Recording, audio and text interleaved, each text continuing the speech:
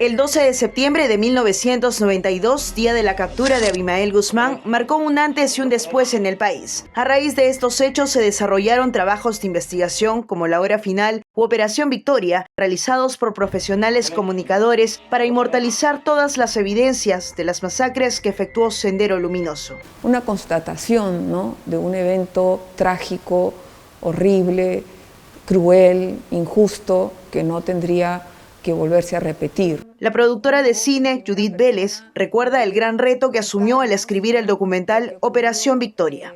Sendero Luminoso había calculado que si entraban al equilibrio estratégico, a fines del año 2000, conquistaban el poder. La democracia en el Perú ya no era viable.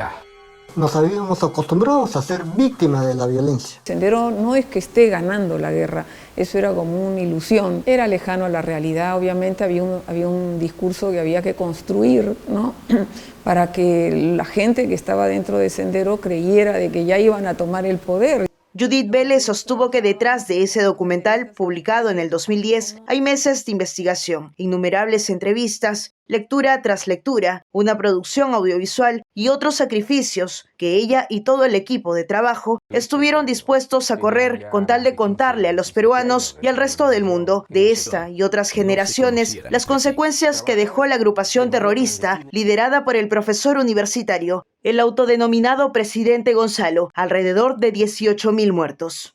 Abimael Guzmán ha sido capturado. Aquí le tengo papeles, ¿no? Igual quizás. No lo toques, el presidente sabe hacerlo. Nadie lo toca. La gran suerte de poder hacer este trabajo y la gran responsabilidad de poderlo contar de una manera justa, poderlo trasladar a un formato muy pequeño, que era poderlo contar en una hora. Todavía hay mucho que contar y Judith reconoció que esos duros episodios pueden trabajarse e incluso en una serie. Si hay mucha información. Separarlo por capítulos. Sí, definitivamente eso era lo que tocaba. ¿Te animarías a hacer entonces no lo sé, en realidad he hecho varios ya trabajos. Creo que el problema de la serie es que tienes que meter mucha ficción y tienes que trabajar en función a una dramaturgia que necesita muchos plots y definitivamente sí los tiene.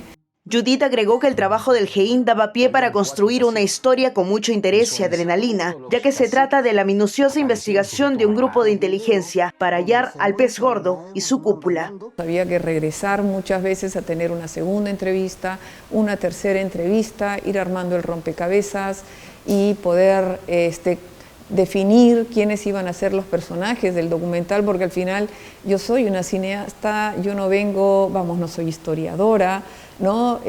Básicamente lo que necesitaba era poder tener esos elementos dramáticos que me permitieran construir una historia. Hizo que todos los protagonistas que vivieron en carne propia el seguimiento y la captura de Abimael Guzmán participaran en el documental Operación Victoria. Revisé en algunos muebles y comencé a pasar mi mano por arriba.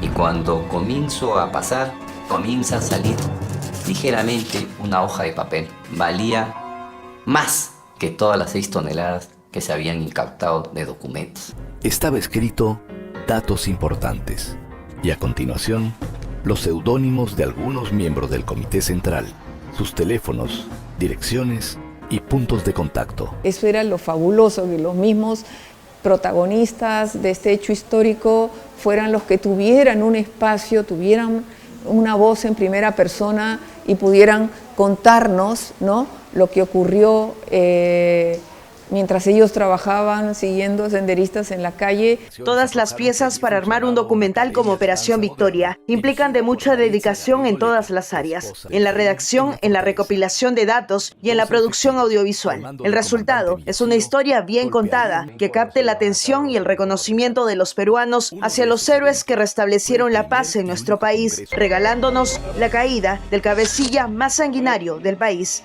Abimael Guzmán. Todos gritaban positivo, positivo, y me gritan cachetón positivo.